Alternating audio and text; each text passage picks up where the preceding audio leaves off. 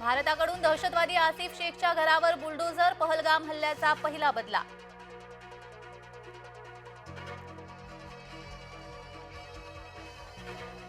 विरोधी पक्षनेते राहुल गांधी आज काश्मीर दौऱ्यावर. राहुल गांधी श्रीनगरला भेट देणार.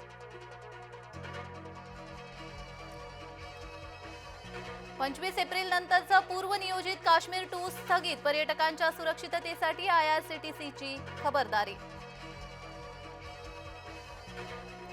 साध्वी प्रज्ञासह 7 जणांना मृत्यूदंड द्या, एनआयएची कोर्टाकडे मागणी. 2008चं मालेगाव बॉम्बस्फोट प्रकरण होण्याची चिन्ह. एल्फिन्स्टनचा पूल आजपासून वाहतुकीसाठी बंद. नवीन उड्डाणपुलाच्या कामासाठी पूल रात्री 9 पासून बंद.